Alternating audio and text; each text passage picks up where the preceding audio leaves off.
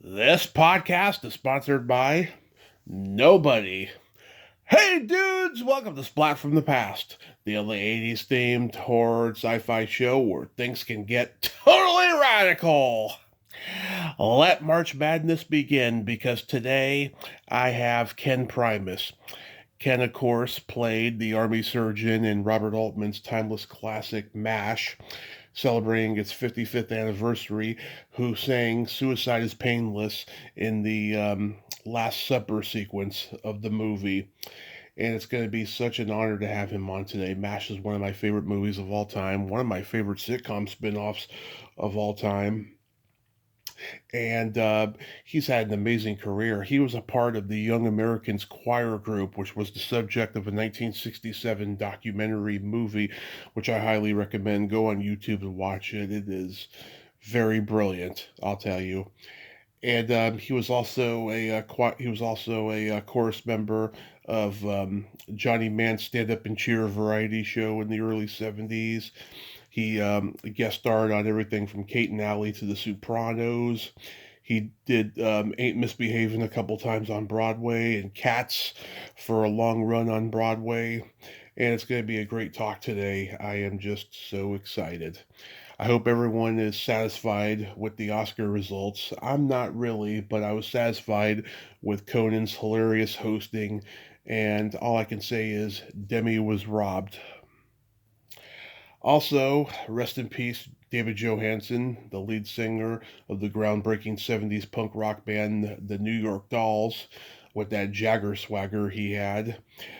Don't forget, he was also Buster Poindexter. Hot, hot, hot. And of course, his movie roles in Scrooge, To Let It Ride, the remake of Car 54, Where Are You? It's going to be a sad, sad loss. It already is. So yeah, here is my interview with Ken Prymus.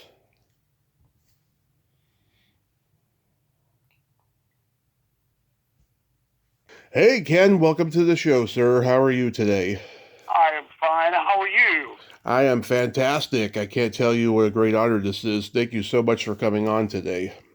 Well, it's not a problem. I'm just here.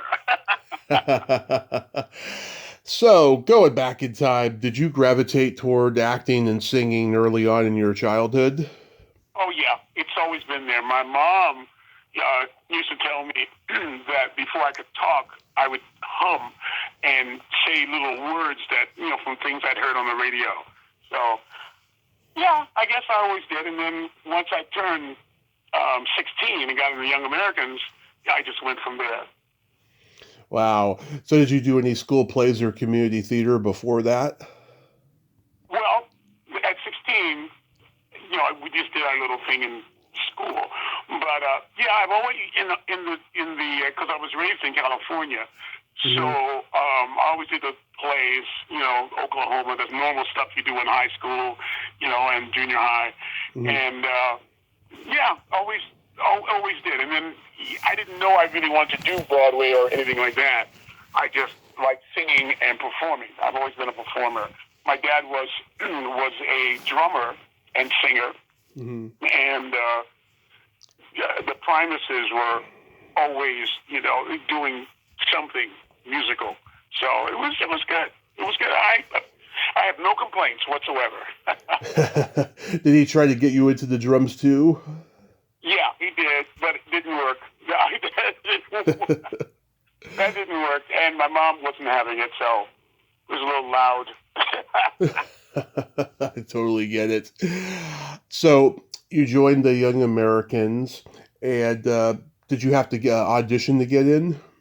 Oh yeah, oh yeah, yeah. There's a movie called The Young Americans, which shows the audition process that they did way back then. Yeah. But yeah, I had auditioned whole bunch of students from Southern California, a whole bunch of people, and you had to get out. Richard Anderson, Mr. Milton C. Anderson, Mm-hmm.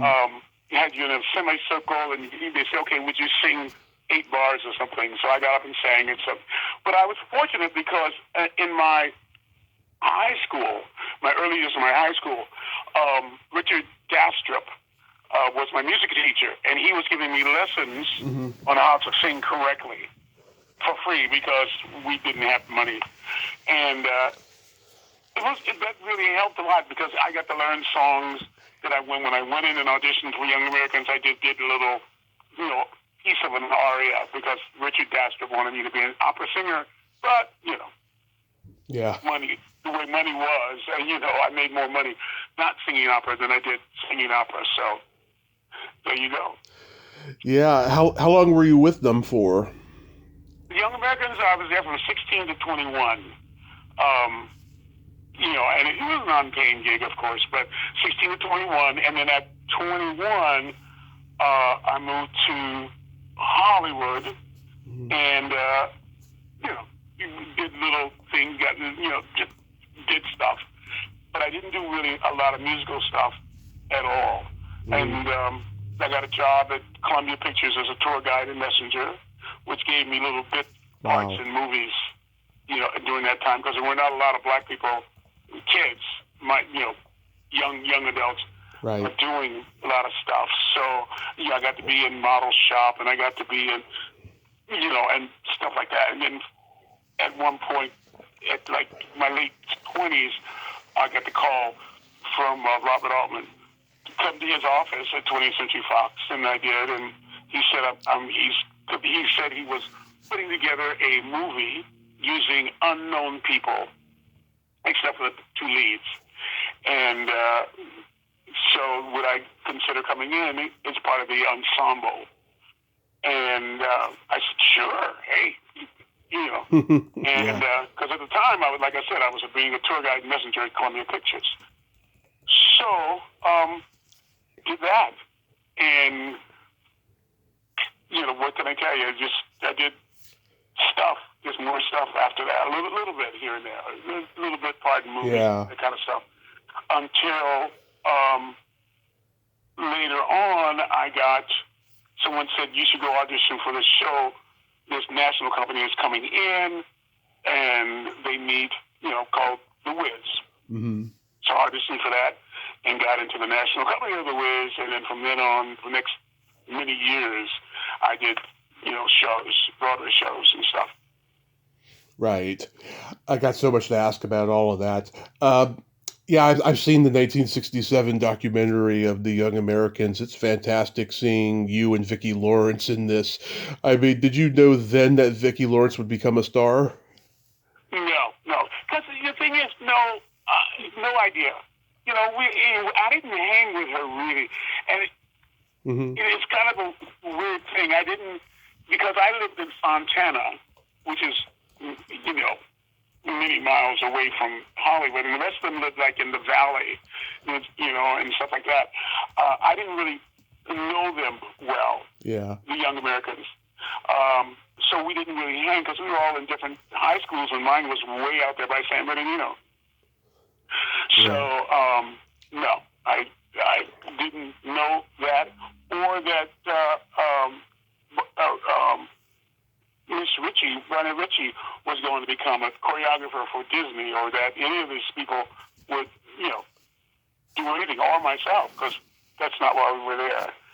We were there just because all of us like to perform, and we did. That was good. Well, Young Americans really helped a lot. Milton C. Anderson did really good. He taught you how to perform, really, and that catapulted me into being able to do Broadway because I could perform right out of the gate. So it was good. Did he become like a mentor to you? Milton C., no. Richard Dastor, yes. Milton C. was like everybody's father, because he was the leader of the show. Yeah. Nothing like that. Actually, I learned a lot from being in Young Americans. It helped me considerably. It was incredible. It really was, because you really did learn to perform, which now they have schools for, which is really interesting in New York, in L.A., to teach people how to perform.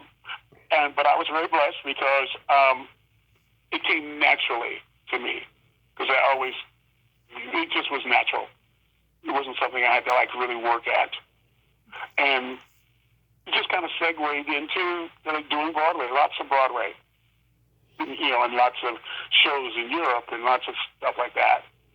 Yeah. That's good. Yeah, I mean, you guys got to sing in Washington at the end of the movie. That must have been just thrilling for you to be that young and to be like at the White House. Well, yes, it was, and it was it was fun. It really was. I think the travel helped a lot too because, like I said, we had there was not a lot of money. We had very little money, my family, and being able to travel places and get on a plane for the first time and stuff like that Mm-hmm. was incredible, as I remember it in my life. As I remember it, it was incredible to go to places, Washington, just other places, and it got better. Like I said, as I progressed Mm-hmm. and went in because we jumped from Young Americans. In the middle of that, I did the Johnny Man Singers thing, Right. which is stand-up and cheer TV series, which I did for a couple of years. Yeah. And so I did that, and that helped a lot because we traveled all the time, and we did Vegas here in Vegas, and we did all this stuff. So that helped a lot. I've been a very blessed man, I must say. Yes. It sure sounds like it. Yeah. So when you worked as a tour guide at Columbia, like you did you see like big stars on the lot all the time?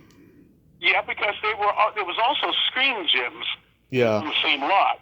So you could, as a tour guide and messenger, delivering mail and being tour, you can go over to the Witch set, which I did every once in a while. Yeah. Or you go over and watch them film things. And when I had those little bitty roles, like in Model Shop, it made it easier, because it was nice. Yeah. It was really nice. But you would see stars who come through, You'd see like Sally Field because she was doing the Flying Nun at the time. So yeah, she'd be walking around with that thing on her head. Yeah. From there, once in a while, that little whatever those things are, wings on her head. It was nice. But see, for me, Mm-hmm. I was never been somebody who's been impressed by stuff. I mean, it's not that I wasn't impressed, but it wasn't like, ooh, that kind of thing. It wasn't any of that. It was just like, okay, these are nice people. Because I worked in a building that had producers and directors and stuff in it, and it was nice working there. I'm just sorry that after MASH, I didn't go back, or I couldn't go back because, they had to say, well, you can't work at 20th Century Fox and work here at Columbia, Wow. So after MASH, because that was 7 weeks work, I remember that. It was 7 weeks work, and but after, I had to quit that job in order to do MASH, the movie. But MASH, the movie was every day, and it was fun. It really was fun. A lot of experiences being out there in the Malibu set, because it was shot up in the Malibu mountains, right? Yeah. Yeah. Let's get into MASH. Like, when you got cast, like, had you read the book already? No, I hadn't read the book. To this day, I haven't read the book. No. When I got cast, like I said, he had me come to his office, and I drove my little Volkswagen over there to the office and sat. And no, hadn't done any research as far as that, because it was very impromptu. Everything that they did out there in Malibu was improv, pretty much. Yeah. Put you in a situation and say, okay, go. All those scenes were things I guess they thought of the night before, and they did it. So, and you never knew what was going to happen. Every once in a while you get a line or two, but no, it was all impromptu. Those guys were amazing because they could act right off the top of their head. Oh yeah. I mean, Robert Altman's career was on the rocks at this point. He had directed TV, and he had done 2 theatrical movies that didn't do well, Countdown and Saturday in the Park. And this was really his last chance to prove himself. And with all the attentions that arose at 20th Century Fox, it paid off. Exactly. The the one thing I remember most about going to Robert Altman's office is that 20th Century Fox, in those days, had the Hello Dolly set up. Right, you go in the gate and you were like in that town. They had set the whole town up. I mean, that I was so impressed by that because I drove my Volkswagen in. The guard said, "Go park over there," and you walked in, and it really was the Hello Dolly set outside. The whole thing. That was, I don't know. I would guess I was easily, that was amazing to me to see that. I mean, I don't know. But anyway, that was on my mind. I digress. That's okay. But no, that was amazing. But yeah, it was. I didn't realize until later how wonderful that was going to his office. Because I was just doing what they asked me to do. It was just come in and talk to Robert Altman. He was sitting behind his desk. I sat there and he explained it to me. I mean, and I don't know. It took me a while to really just go, oh, this was a big deal. I didn't know it was a big deal. You know how sometimes you do things and you go, and you look back and you go, oh, that was a big deal. I didn't know it was a big deal. Yeah. So at the time, Yeah, this is when, Hollywood's old guard was changing, the establishment was fighting back with Vietnam, and all these subversive movies with inconceivable plots are being made and proving the studio executives wrong, and MASH was certainly one of them. I mean, the movie took off, greater than anyone expected. Yeah. And I went to see it. Mm-hmm. And I was impressed. I really was, having been backstage, in a sense.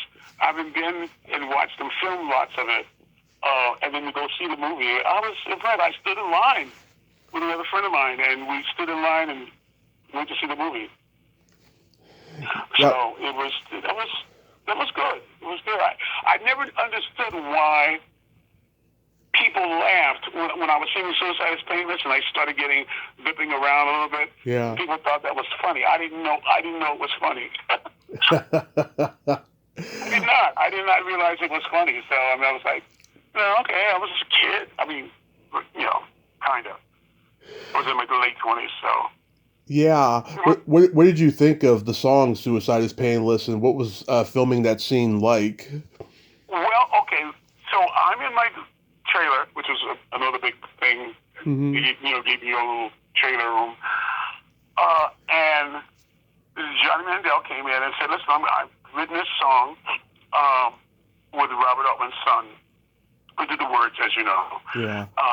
And I want you to sing it tomorrow. Now, in those days, my brain was young, and so I could do things overnight. Yeah. I'm having to do that now, boy. But anyway. Yeah. Said, we're going to do this song. We want you to do it tomorrow. We're going to film it tomorrow. Okay. Not a big deal. Went home and worked on it and came back and basically we shot the whole scene. We shot the whole tableau thing. We shot all the stuff for that particular scene. And he said, okay, we're going to now shoot you singing this song. And that was it. It was fun, Mm-hmm. So it wasn't a big thing. And then later on, in a few more weeks after that, I had to go in and record it, and so they could dub it or whatever they were doing, Mm-hmm. But yeah, it was like, I am a performer. I'm a singer.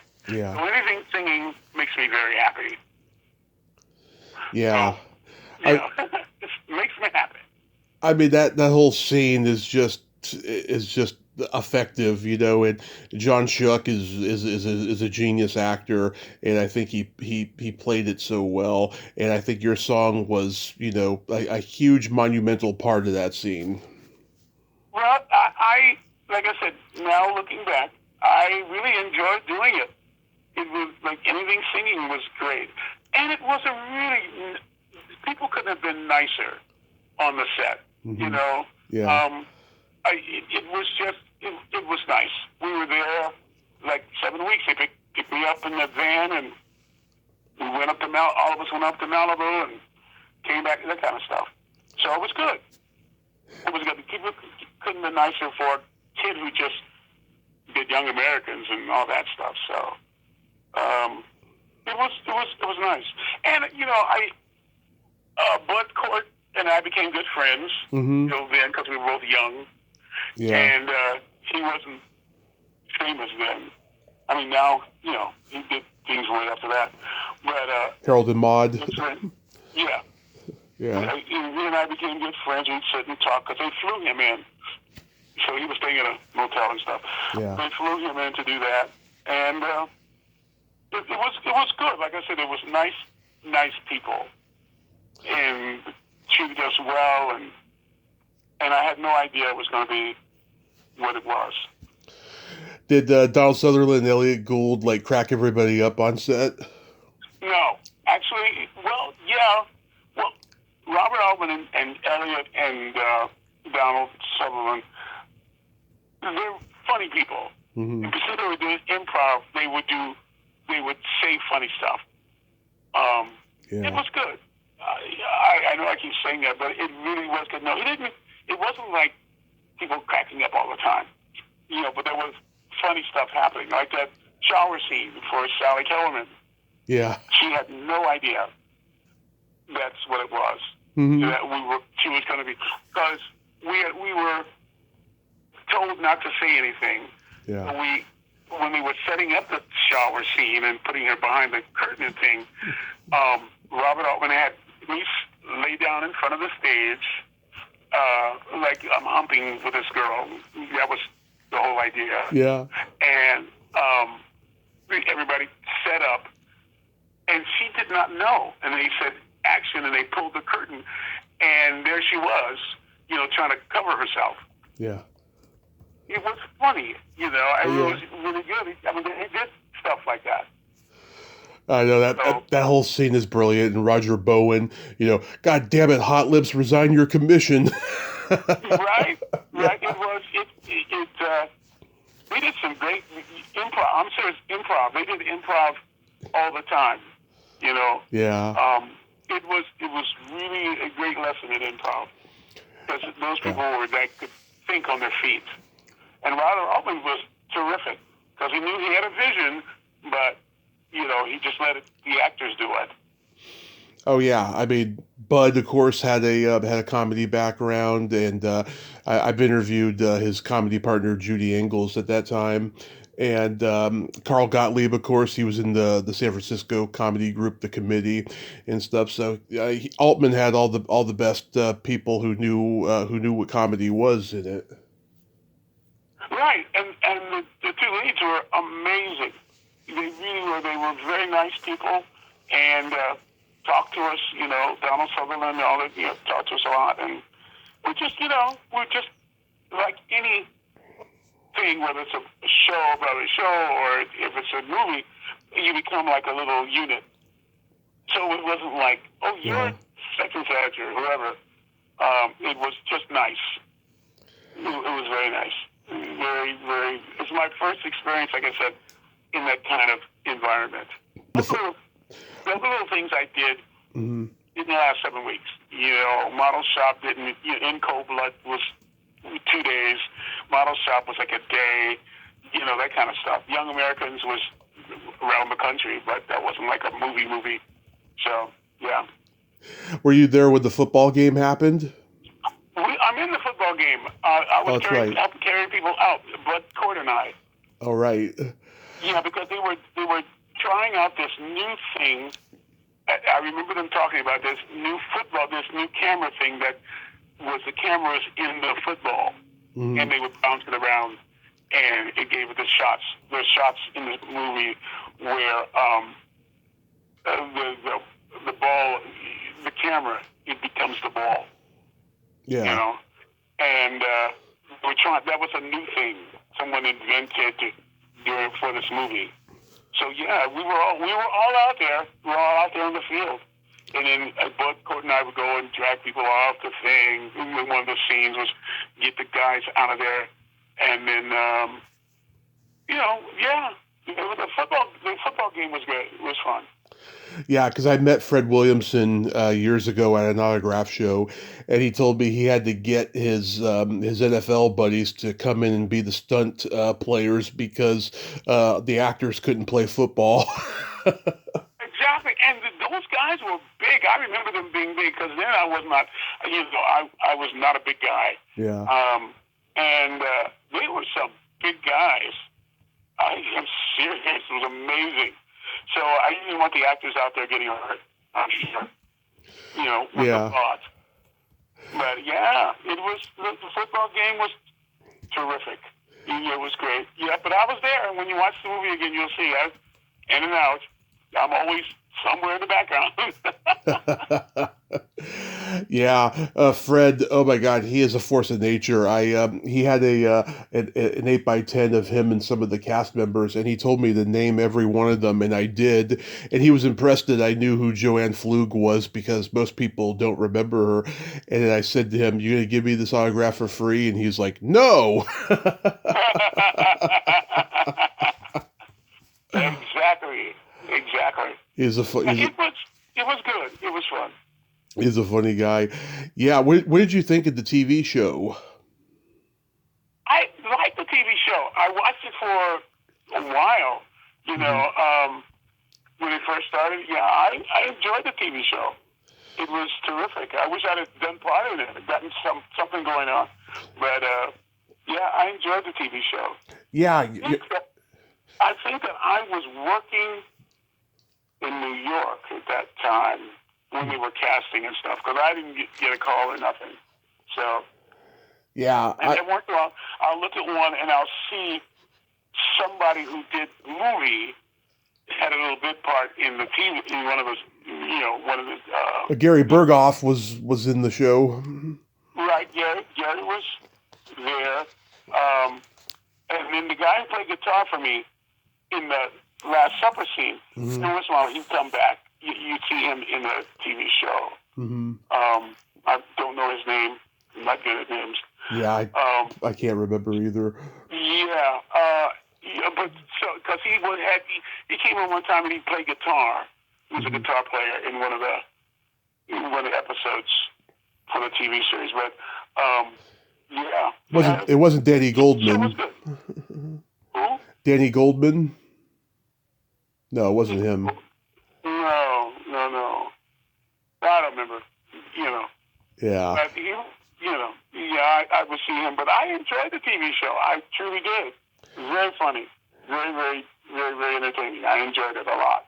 Yeah, I think it maintains the spirit of the movie in that it tells the story about how awful war is and that everyone had to come together, but it's not the same tone. The same tone, the tone of the movie was a little bit darker and irreverent, whereas, on TV it was much more sweeter and much more, about friendships. Right, and it was entertaining. Sometimes the war movies can get a little bloody and gory and all that. Yeah. That MASH had a little bit of blood and gore in it every once in a while, but not really a lot. Yeah. There was one scene I remember watching them do it where they set up the thing and the blood was squirting out of this guy's neck or something. Oh yeah. And I watched them set that up. I thought it was very interesting. And, but MASH didn't have a lot of gore and blood in it. Yeah. I mean, it was gory. There was parts of it, but not really where you just go, Right. Because some of the war movies can get a little interesting. Yeah.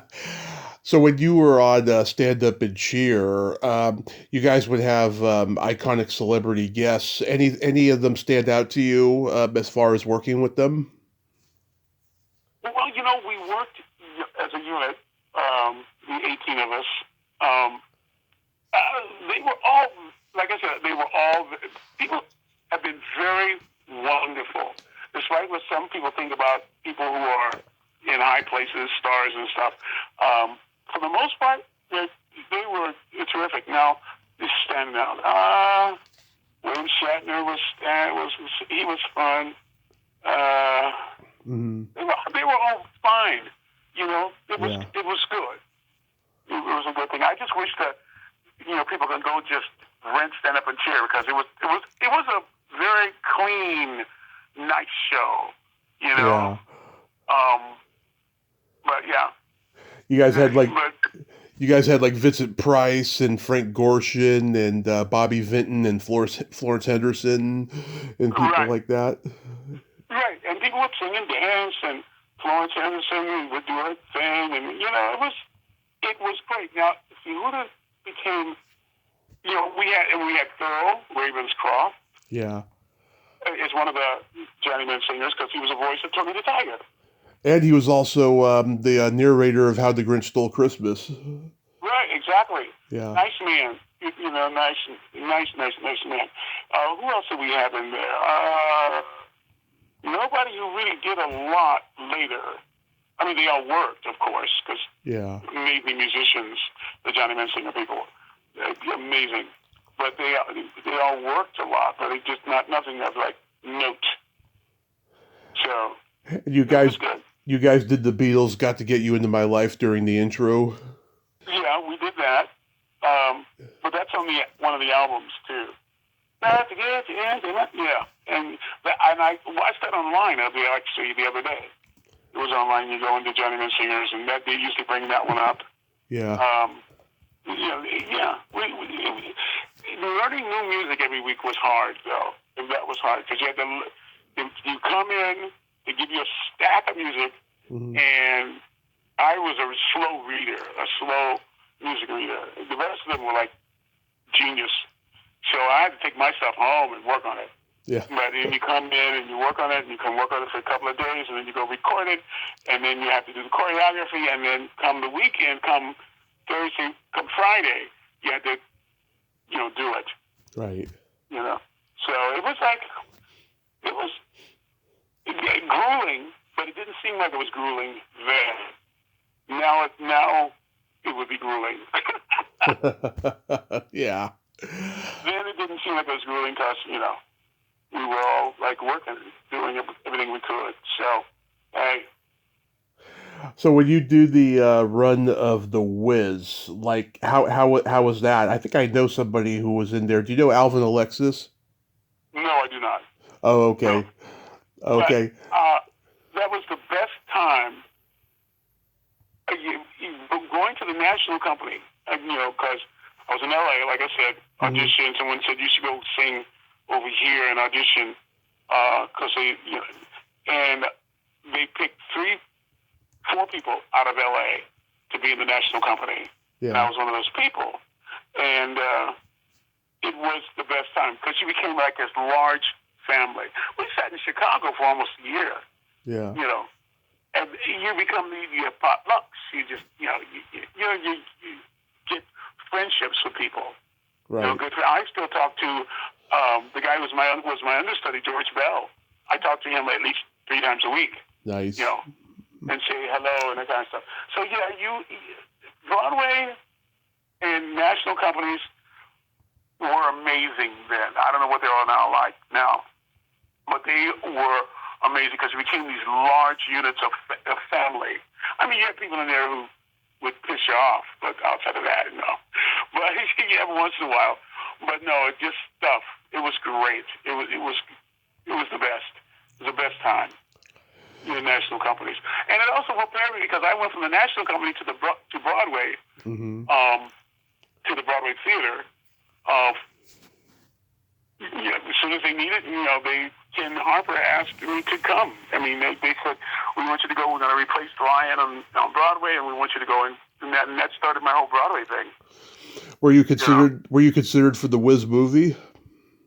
No, none of us were. Okay. No, we all went, strangely enough, because it opened and the Wiz on Broadway was still going on. We went and to watch the Wiz movie. Unfortunately, it didn't receive it well. A lot of people didn't receive it well. Right. Because, for a lot of reasons. It wasn't the show. The show was a whole different animal, the Wiz show. It was gorgeous. It was huge.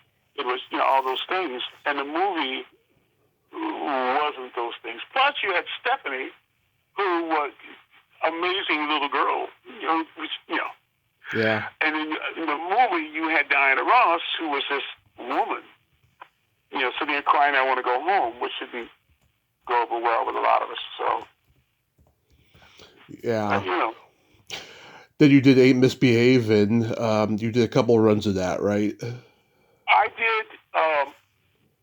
1, 2, 3, 4. I did 3.5 years on Broadway before and closed it. Mm-hmm. I did Europe tour with it. I did whatever they would call. I did Ain't Misbehavin' a lot.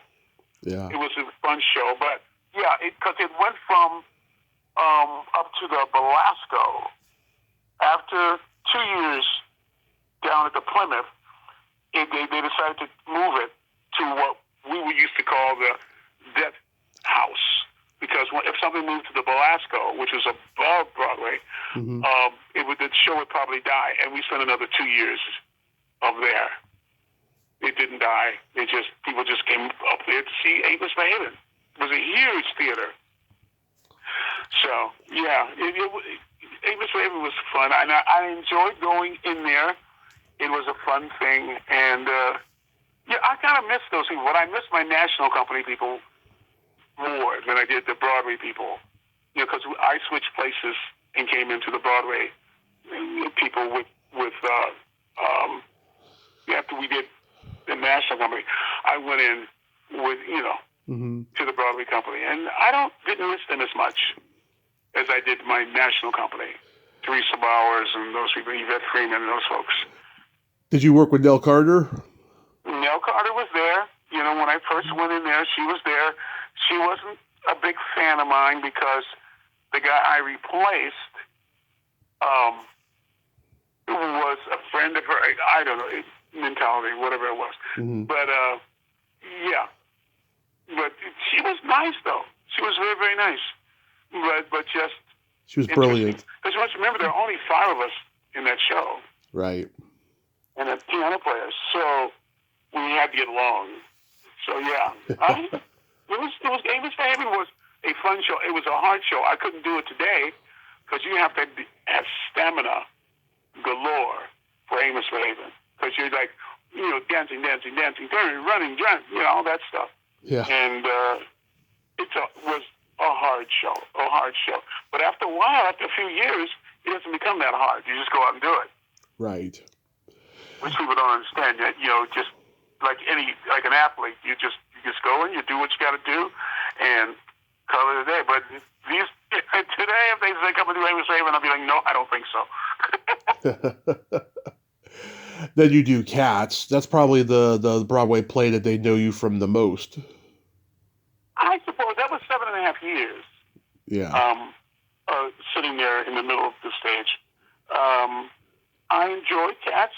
C.A.T.S was the people with the kids I call them kids because everybody was younger than me because they were like cats. Yeah. It was nice. I enjoyed doing it. The Winter Garden was amazing. They treated me really well. And then after that closed, I went and did it up in Vermont, and then I did it, in different places, Plato Dudes. So that was a nice job. It was a nice job. Yeah, did you work with Betty Buckley on C.A.T.S? No, I did not. No, I worked with a lot of Grisabellas, but never Betty Buckley, because she was pretty much London. She opened the show in New York, and then she left, and lots of people, a few Grisabellas came in, Yeah. So, yeah, no, I did not at all. Do you enjoy stage more than film and television? Actually, I do, even though it's harder. I enjoy stage. Like, it's live. You're singing, and I enjoy stage a lot. Now, I have friends like George Bell, as I was telling you, who enjoy film more. But, I like stage. I like live. I like getting up and singing for the people and look at their faces and getting a reaction that way. Yeah, I enjoy I enjoy stage much more doing stuff. Nice. You played an IRS guy on C.A.T. and Allie. What was it like working with Jane Curtin and Susan St. James? It was okay. That was fun in the sense that I hadn't done that before, and that kind of a role, just a role that was. It was fun. I mean, there were no hijinks or anything like that. Hijinks, that's a good word. There was no missing or anything like that. It was just straight ahead. It was nice. Mm-hmm. It was just straight ahead. Just do this. And, we got direction. We did it. And that was it. It was not even a long day, as I remember. Mm-hmm. It was like go in and do it and just call it a day. Right. It wasn't a hard day. I've been very blessed with the movies and the TV stuff. Because all the commercials I've done a lot. Yeah. I did a lot of television. So it was. They were good. They were terrific. Yeah. I don't even know I think I enjoyed the commercials more than anything. Mm-hmm. What kind of commercials did you do? I did a lot of NyQuil commercials. They're online. A lot of NyQuil commercials. A lot of just in general. My first commercial I remember was for the Bull Bud. Was it Bud that had the bull many years ago? I don't know. You'll probably be too young to remember. But there was a bull that they always had in this commercial. And then I was playing basketball, and then the last scene was me up on the hoop, and the bull was running around under it. And then that's the first commercial I ever remember ever doing. But yeah, I enjoy commercials, doing commercials a lot. There were not a lot of, when I was doing them, late 20s, there were not a lot of black people doing commercials, and there were not a lot of people who were not really pretty doing commercials. Because remember back then, everybody had to be kind of good looking. Yeah. Yeah. Yeah. How about NYPD Blue? Enjoyed that. That was, once again, just a nice job. Went in, did that. Also, I did a thing which they were trying to make a series called Truck One. Oh, yeah. And they were trying to make that a series, and that was a nice role for me because it was a minister who didn't like the way the cops are doing stuff. So I would do these little speeches out in front of all these people. I loved that. I thought that was good because it didn't go anywhere. So, unfortunately, that would have been a nice little thing for me. You were on the Sopranos. Sopranos are good. Those are like little small snippets. Yeah. Again, the thing about doing Broadway and about living in New York, and the casting people liked you, they would keep casting you and stuff in little bit parts, little small roles.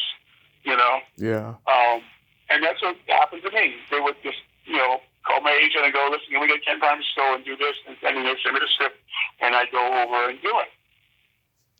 So that was one of the best things about doing Broadway and living in New York, is that you got to do all these little small things. You did Mad About You with Paul Reiser and Helen Hunt? That was a small scene. I remember that too, because we were at the top of the, what's the big building? The tall building with the lights on top of it. Oh, Lord, my brain.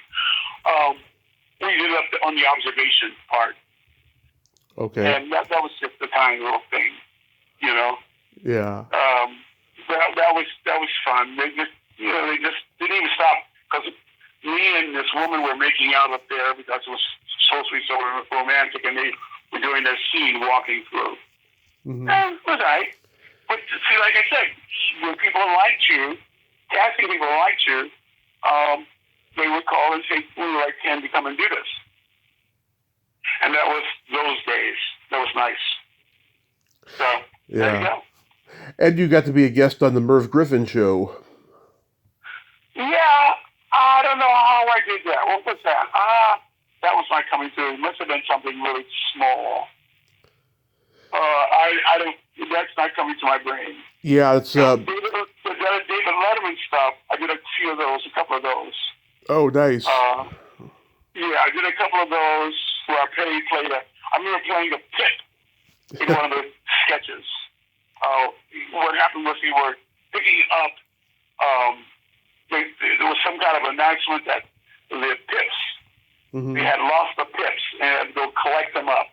And I was somewhere on someone's porch, and they came and got me and took me away. So yeah, that was fun stuff. That was really kind of fun. You know, but like I said, I've been very blessed to do all these little tiny things, and that was New York then. And now it's just so many people trying to to work that it's hard. It's hard now. But now I don't have to worry about it because I don't live there. Yeah. So what do you got going on these days? Not a whole lot. I'm older now, and I live in Las Vegas. Mm-hmm. Because even when I was moved out of New York, I moved to Chicago because I was getting great work in Chicago, trying to do some theater and commercials in Chicago. And then my mom got sick and all that. So I moved. After my mom passed away, I decided to move someplace warm because as much as I love Chicago, just love it. It got cold in the winter. I mean, Chicago is amazing, but it's a great place to live. If I had money, I would live there, 3 seasons and be back here more than the 1 season. But yeah, I enjoyed Chicago. And now I'm in Vegas, and I'm not really doing a whole lot because it's kind of a non-union place. Oh yeah. And they don't really do, the rumors of, movie companies moving here because it's cheaper. Well, we're still looking for that. And there are not a lot of agents here. When I first moved here, I was driving back and forth to do auditions in LA, and we're talking like 4.5, 5 hours each way. Mm-hmm. I would go in, do my one line, and then get back to my car and drive back here. Mm-hmm. That got old. And then COVID and all that.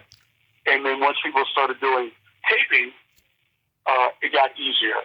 But no, I'm not really doing anything here. I live in a complex, and I try to put together stuff like karaoke and stuff that people, for the residents to be able to do. So, but yeah, I'm enjoying Las Vegas. Mm-hmm. It's slower and it's more spread out. Yeah. Unlike New York or LA and stuff, it's spread out. You really have room. So I enjoy Las Vegas. I really do. Yeah, you go to casinos a lot? No. I like my money. I really don't want to spend money. I do not. I don't go to casinos now. I mean, there's one, like 4 blocks from me, because they have casinos, not down at the Strip, but just everywhere. So I wanted to go see what that was because they built it and it's down. So I went over there once, but no, I don't do casinos. Casinos are smoky and not fun, and you lose your money. Yeah. So that's really not my thing. Have you ever thought about writing a memoir? No, actually I hadn't. I thought it would be nice to put together something about Broadway stuff. The Wiz, C.A.T.S, Misbehavin, that kind of stuff. I thought about that once, but I was thinking about really interesting stories, and stories I have are not that interesting. To be honest. I think you got interesting stories. Yeah, it just doesn't feel like it's interesting to me. People really want to go, oh wow, that's neat. I mean, I guess living here is different. I mean, I don't know how what people inspire you who want to do Broadway, what they want to hear, how it is, or whatever. It's just work, work, work, and then you open and all this stuff. So I don't know. It just doesn't seem interesting, you know. If it came up, maybe, but right, it just doesn't seem interesting to me. Like this, you know, something somebody would want to read, you know. Yeah.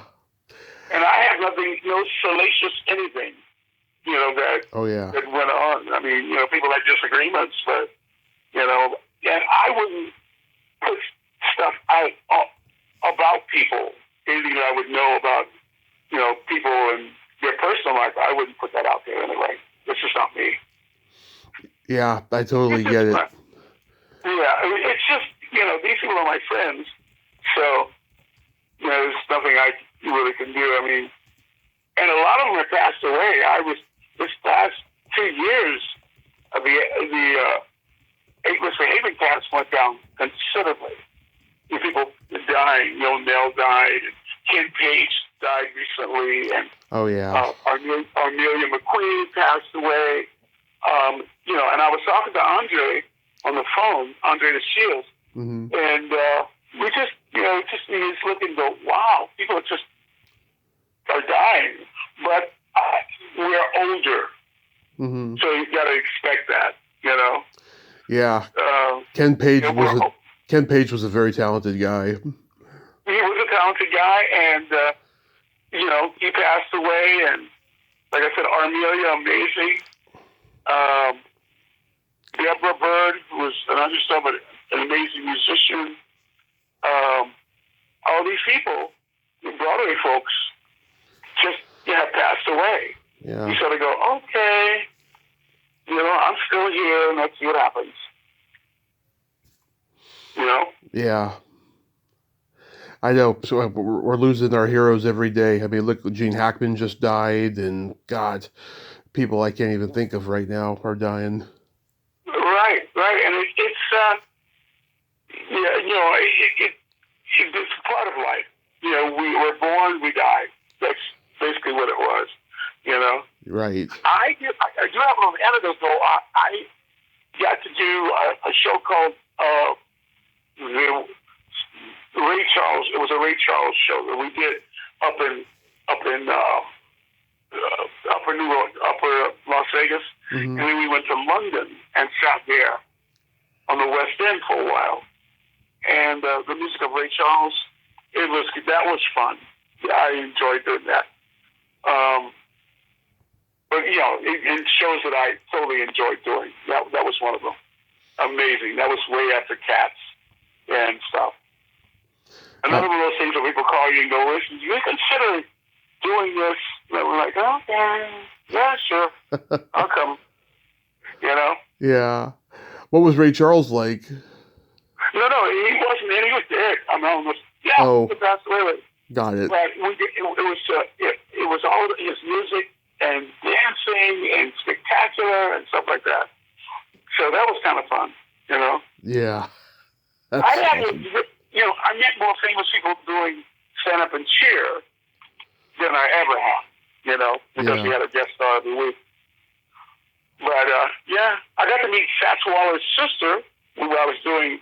What was that? It was in Philadelphia, and they did a thing, a Fats Waller Day, where they gave the key to the city to his sister and stuff. So I got to meet Fats Waller's sister. That was a biggie today, so I don't know. You know? Yeah. Well, Ken, you've had an amazing journey, and this has been such a tremendous honor. I thank you so much for coming on today. Hey, not a problem. Anytime you want to talk about these things again, just let me know. You know, but, you know, hopefully, you know, like I said, this is not the end for me. I don't know what comes up next. I never have. But something will happen, and so we will do it. I'm wishing the best for your show. I hope it goes really well, I'm sure it is. Oh, you're very personable. Like that was a nice thing. Thank you so much, sir. Yes, and you are far from done, and we will talk again. And you have yourself a great day, and be safe out there. I will. We got a lot of wind here, so I need to do that. And you take care too. Thank you so much. Bye-bye. Bye-bye. Well, there you have it. Ken Prymus, ain't he a cool dude? Oh my God, I loved him. He was intense. He had great stories, great storyteller. I enjoyed every moment of that. And I'm so glad that, he's keeping his options open and he's enjoying the later years in Las Vegas. And yeah, he is far from done. I really think he should do something that's autobiographical. I really do. I mean, he is a success story. Well, until next time, this is Tommy Throwback Kovac saying there's no shame in living in the past because the present sucks. Later, dudes.